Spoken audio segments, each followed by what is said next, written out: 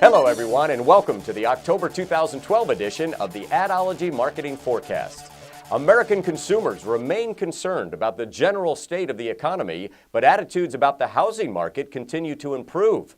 According to Fannie Mae's August 2012 National Housing Survey, 18% of the respondents say now is a good time to sell. That's the highest level since the survey began 2 years ago. Survey respondents expect home prices to increase 1.6% in the next year. Regarding home rental prices, 44% say prices will go up in the next year, while just 5% say rental prices will go down. There's also an increase in the number of people who say they would buy a house if they were going to move. 2 of 3 respondents said they'd do that, which is a slight increase from 2 months ago. While this is all pretty good news, Americans are still concerned about their own stalling financial expectations. That declining economic optimism will probably mean the rate at which the housing market recovers will be somewhat tempered.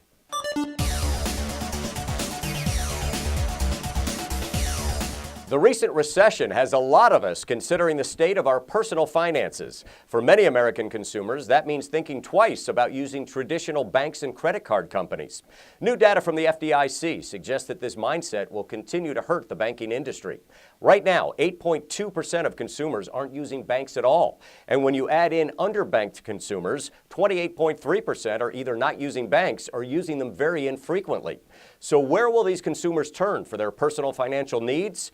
Prepaid debit cards, for one. Well-known providers like Green Dot and NetSpend also provide their customers with FDIC insurance and traditional banking services like direct deposit. And lower-income consumers aren't the only ones using those prepaid debit cards. 24% of the customers who use them have annual incomes exceeding $100,000. There's several reasons why consumers are turning away from traditional banks. For the most part, though, it's high overdraft fees and a general mistrust of major banks. In fact, a recent Ad-ology study points out that only 49% of investors trust financial institutions.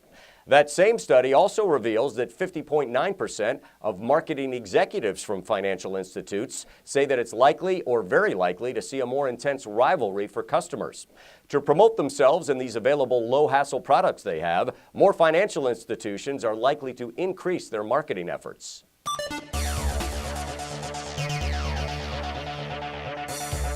Every smart business needs to justify expenses by showing some sort of benefit to the company. But what if those benefits are difficult or impossible to measure? That's the problem many marketers will face as they continue to use social media channels. According to a new survey from eConsultancy, over 70% of companies want to measure what they're getting from their social media activity, but only a third of those companies can articulate the objectives of their social media programs. And even fewer are measuring their performance against those objectives. Meanwhile, consumers will continue to engage with brands on social networks. A study from Ad-ology Research reports that 90.5% of adults follow a brand name on Twitter. Getting to know these consumers will help marketers more effectively reach them, even while firms struggle with how to actually measure them.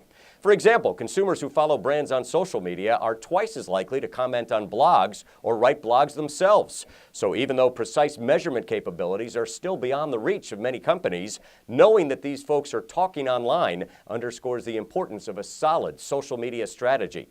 It looks like marketers will continue to struggle with understanding the exact value of social media, but once that problem is solved, the challenge of measuring the outcomes can be tackled in earnest.